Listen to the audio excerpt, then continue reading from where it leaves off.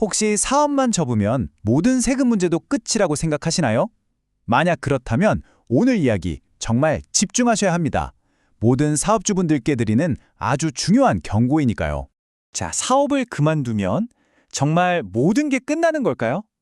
많은 분들이 그렇다고 생각하시는데 바로 그 오해가 한순간에 모든 걸 무너뜨릴 수 있습니다.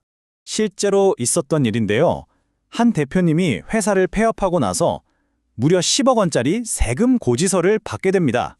이게 끝이 아니라 거대한 세금 폭탄의 시작이었던 거죠. 자, 그럼 첫 번째로 실제 사례를 한번 자세히 들여다볼게요.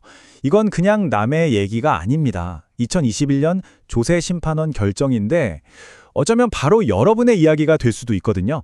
시간은 2017년으로 거슬러 올라갑니다. 한 회사가 문을 닫았어요. 대표님은 이제 한시름 났다고 생각했겠죠. 하지만 그 평화는 딱 3년짜리였습니다.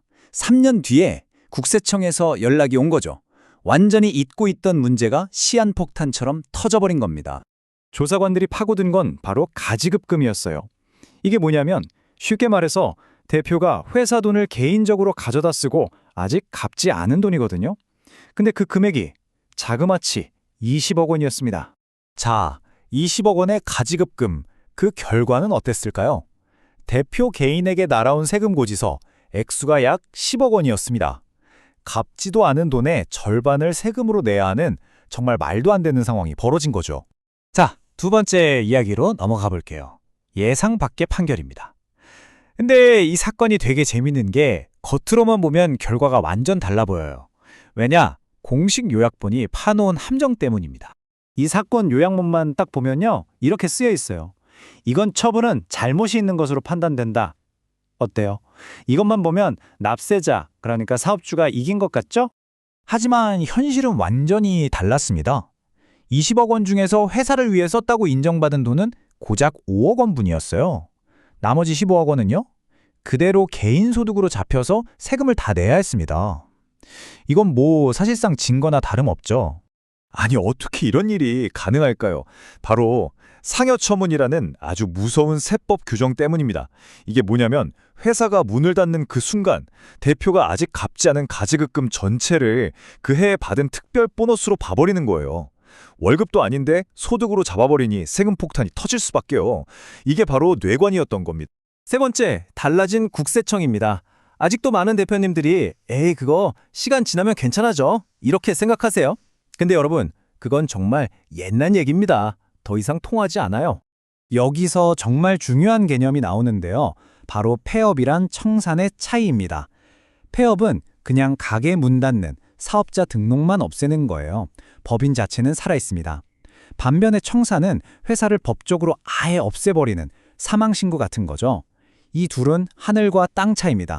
옛날 국세청은요, 일일이 서류 뒤져봐야 했어요. 그러니까 놓치는 게 많았죠.